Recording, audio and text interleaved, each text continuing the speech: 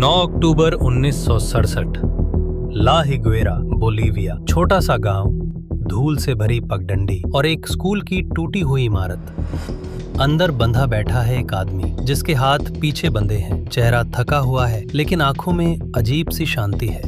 बाहर सैनिकों की फुसफुसाहट है, रेडियो पर आदेश गूंज रहे हैं और हवा में एक फैसला तैर रहा है, अंतिम फैसला।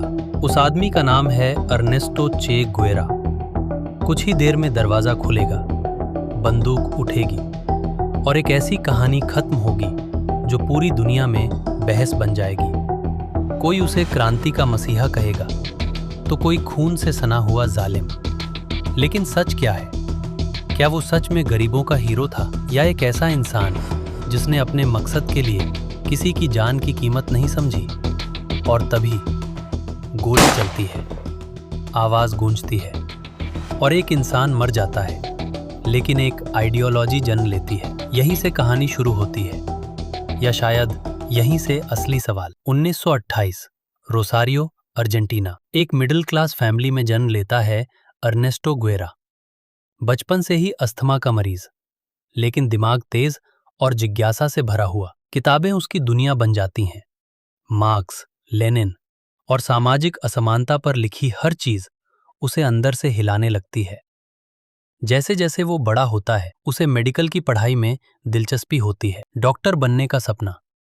लेकिन इलाज सिर्फ बीमारी का नहीं, वो समाज का इलाज करना चाहता है। और इसी तलाश में वो निकल पड़ता है एक सफर पर, लैटिन अमेरिका की सड़कों पर, मोटरसाइकिल के साथ। 1952 ये सफर उसकी जिंदगी बदल देता है। चिली, पेरू, कोलंबिया, हर जगह गरीबी, शोषण और भूख देखता है। खदानों में काम करते मजदूर जिन्हें इंसान नहीं मशीन समझा जाता है, आदिवासी लोग जिनकी जमीन छीन ली गई है। और यहीं से उसके अंदर एक आग जलती है, क्रांति की आग। लेकिन असली खेल अब शुरू होता है, क्योंकि सिर्फ देखना काफी नहीं था, चे अब बदलना चाहता था। 1955 मेक्सिको सिटी। एक मुलाकात होती है और इतिहास बदल जाता है। चे गुएरा मिलता है फिदेल कास्त्रो से, क्यूबा का एक युवा क्रांतिकारी जो अपने देश को अमेरिकी प्रभाव और तानाशाही से आजाद कराना चाहता है। दोनों के बीच विचार मिलते हैं और यहीं से एक मिशन जन्म लेता है। चे अब सिर्फ डॉक्टर नहीं रहा, वो एक गुरिल्ला फाइटर बन जाता है। जंगलों में ट्रेनिंग, हथियार चलाना, रणनीति बनाना, हर चीज में वो खुद को ढालता है। 1956 में ग्रानमा नाम की नाव से वो और उसके साथी क्यूबा पहुंचते हैं। लेकिन शुरुआत आसान नहीं होती।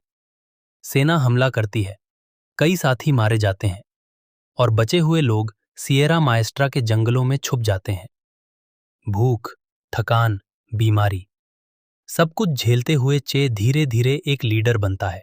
और तभी उसकी असली पहचान सामने आती है। वो सिर्फ लड़ता नहीं बल्कि अपने साथियों को इंस्पायर करता है, लेकिन साथ ही वो सख्त फैसले भी लेता है जो आगे चलकर सवाल बनेंगे। 1957 से 1959 सिएरा माएस्ट्रा, क्यूबा जंगलों में छुपे ये छोटे छोटे ग्रुप अब एक संगठित फोर्स बन रहे हैं।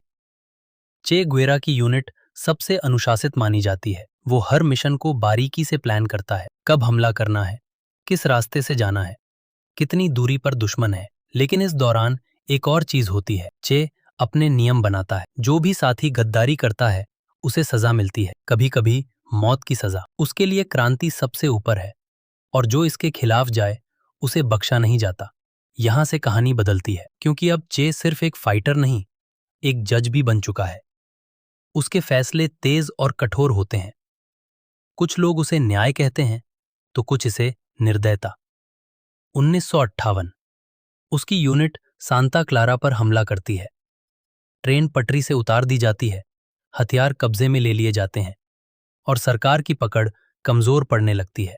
जनवरी 1959 हवाना, क्यूबा। फिदेल कास्ट्रो की सेना जीत जाती है, तानाशाह भाग जाता है और क्यूबा में नई सरकार बनती है।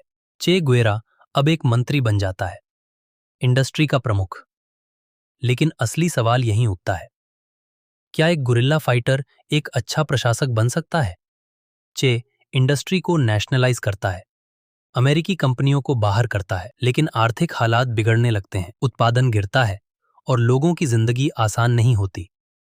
और फिर आता है सबसे विवादित हिस्सा, ला काबान्या जेल। यहाँ चे गुवेरा कई कैदियों को मौत की सजा देता है। उसके समर्थक कहते हैं ये न्याय था, लेकिन आलोचक इसे सीधा सीधा अत्याचार कहते हैं। लेकिन असली खेल अब और बड़ा हो जाता है, क्योंकि चे क्यूबा तक सीमित नहीं रहना चाहता, वो पूरी दुनिया में क्रांति फैलाना चाहता है। 1965 से 1967 कॉन्गो और बोलीविया। चे गुवेरा क्यूबा छोड़ देता है। पहले कॉन्गो जाता है, लेकिन वहां मिशन फेल हो जाता है। फिर वो बोलीविया पहुंचता है, एक और क्रांति की उम्मीद में। लेकिन इस बार हालात अलग हैं। स्थानीय लोग उसका साथ नहीं देते, सेना तैयार है और CIA भी एक्टिव हो जाती है। जंगलों में छुपकर लड़ाई चलती है, लेकिन धीरे धीरे चे की टीम कमजोर पड़ने लगती है। थकान, भूख और लगातार पीछा, सब कुछ उसके खिलाफ जाता है। अक्टूबर 1967 में उसे घेर लिया जाता है, गोलीबारी होती है और आखिरकार वो पकड़ा जाता है। और तभी अंतिम आदेश आता है। बिना किसी ट्रायल के उसे मारने का फैसला लिया जाता है। 9 अक्टूबर की सुबह एक सैनिक अंदर आता है और ट्रिगर दबा देता है। 1967 के बाद पूरी दुनिया चे गुवेरा मर चुका है, लेकिन उसकी तस्वीर, उसका चेहरा, उसकी कहानी हर जगह फैल जाती है। वो एक आइकन बन जाता है। कुछ लोग उसे एक सच्चा क्रांतिकारी मानते हैं, जिसने गरीबों के लिए लड़ाई लड़ी, लेकिन कुछ उसे एक ऐसा इंसान कहते हैं जिसने अपने विचारों के लिए इंसानी जान की कीमत नहीं समझी। सच शायद इन दोनों के बीच कहीं है। चे गुवेरा एक जटिल इंसान था, जिसमें आदर्श भी थे और कठोरता भी। उसकी कहानी सिर्फ हीरो या विलन की नहीं, बल्कि एक ऐसे इंसान की है जो अपने मकसद के लिए किसी भी हद तक गया। और यही वजह है कि आज भी सवाल वही है, चे गुवेरा हीरो था या जालिम।